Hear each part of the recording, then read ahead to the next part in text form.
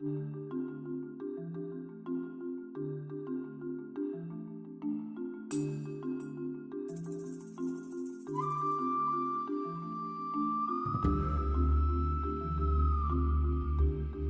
literary connection we found was one of imagery. First, in Parashat Yitro, God appeared as a cloud on top of the mountain, to the peak of the mountain. This is much like how God first appears in Haftarah, when we are told that God was on a throne high and lifted up. In both, God is high above the recipients.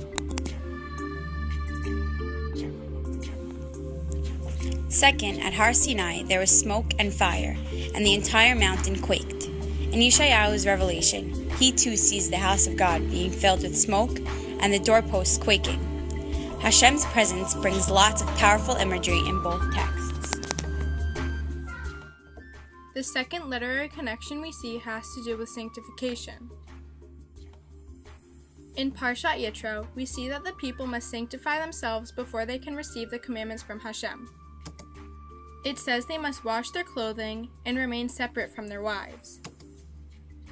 In the Haftarah, Yeshayahu must also become sanctified before becoming the Navi. Coal is placed on his mouth so he will become pure.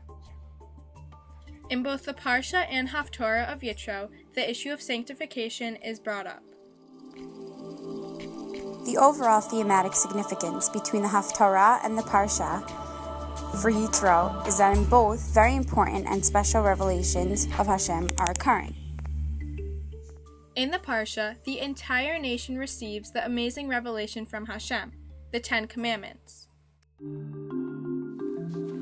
But the revelation that Yeshayahu receives is not as nice. It talks about the destruction and injustice of the people. The literary connections we talked about before help express this important theme of good and bad revelation.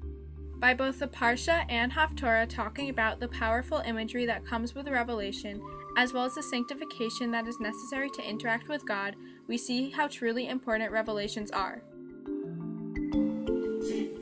Overall, there are many clear connections between the Parasha and the Haftarah for Yitro, and it teaches us much about the nature of revelations in general, and also how it differs between the entire nation and a specifically chosen Navi.